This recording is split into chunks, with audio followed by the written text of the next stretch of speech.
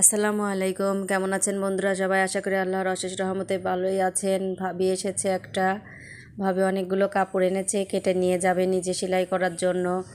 তো আমি এখানে দেখেন একটা জামা শেয়ার করছি, ভাবি বলল শেয়ার করতে, তাই শেয়ার করলাম। তো এখানে আমি 34 বডির কামিজ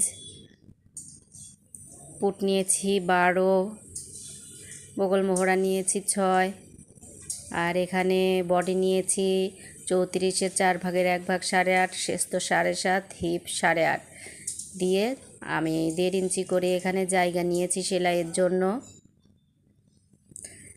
আর নিচের যে ঘেরটা আপনাদের পছন্দ অনুযায়ী দিবেন। আমি আমার পছন্দ অনুযায়ী দিয়েছি। এটা দিয়ে ঠিক আমি এইভাবে অঙ্কন করে নিয়েছি। অঙ্কনটা করার পরে কিন্তু আমি অঙ্কন অনুযায়ী আমি পুরা জামাটা কেটে নেব।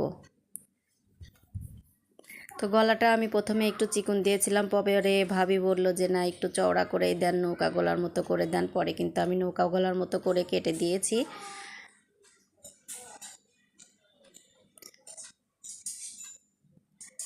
তো বন্ধুরা, আমার ভিডিওগুলো যদি আপনাদের ভালো লাগে অবশ্যই লাইক, কমেন্ট এবং শেয়ার করবেন এবং সাবস্ক্রাইব করে আমার পাশে থাকবেন। অবশ্যই সাবস্ক্রাইব করেন বন্ধুরা আমার ভিডিওগুলো পেতে আপনারা। তো বন্ধুরা দেখুন, আমি এখন কেটে গলা থেকে কেটে একদম নিচ পর্যন্ত চলে যাব।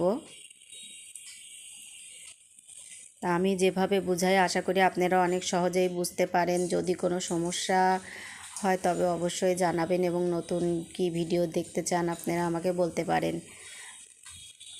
যেহেতু আমি নতুন ইউটিউবার, আস্তে আস্তে আপনাদেরকে সবই দেখানোর চেষ্টা করব।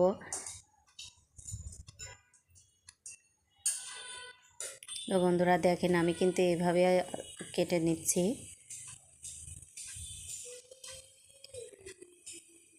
বডির পার্টটা কাটা হয়ে গেলে আমি বডির পার্টটা সরিয়ে নিলাম। এবার আমি হাতাটা কেটে নেব। যদিও আমি হাতাটা মাপ দিয়ে নেই নাই, শুধু আমি মোহরাতে কত আছে শুধু মোহরাতে নিচে দেখেন 3 ইঞ্চির পরে কিন্তু আমি দাগ দিয়ে মোহরা কাটছি। তো এভাবে আপনারা মোহরাটা কেটে নেবেন। কেটে আমি নিচের মাপ দেই নাই, ওটা সেলাইয়ের সময় ভাবি ঠিক করে মাপ দিয়ে সেলাই করে নেবে। তো বন্ধুরা আজ এ পর্যন্তই। ভালো থাকবেন, আমার জন্য দোয়া করবেন, সাবস্ক্রাইব করে পাশে থাকবেন। সবাইকে ধন্যবাদ জানাই। আল্লাহ হাফেজ।